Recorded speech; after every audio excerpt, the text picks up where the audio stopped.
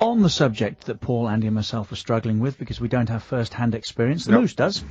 Yid Army Moose, do you find that an objectionable phrase? I do. I find it very offensive, and every time I go to White Hart Lane, I hate the fact that they chant to the beat of a drum that particular word. When I went to school in the 70s, I went to what was termed then a non-Jewish school, i.e. it was a school open to everybody rather than just a Jewish school for Jewish kids to go to.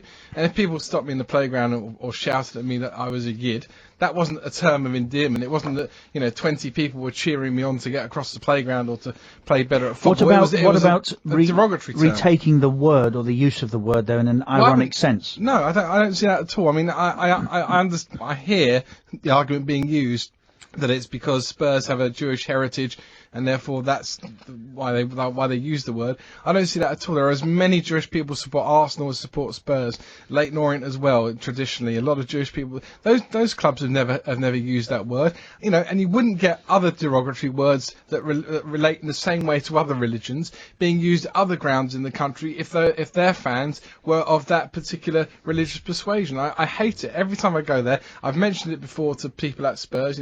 Why can't you do anything about it? Why don't you do a piece in the programme about it? I don't think they like it particularly. It's something which goes on. What I would do is I would arrest people. You can't arrest 36,000. Arrest 5 or 10. 5 or 10 words get round.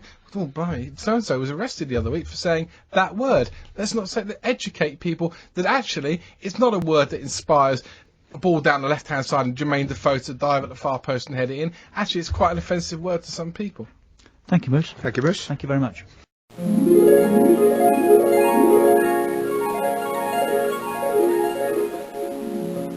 To help traffic get round. It only took 3 hours there and back to go 20 miles, so you can tell it's really working. But the thing is, on the way back, we didn't come on the motorway. We came right through the actual centre of Johannesburg. Now, this is a place where you don't go at night.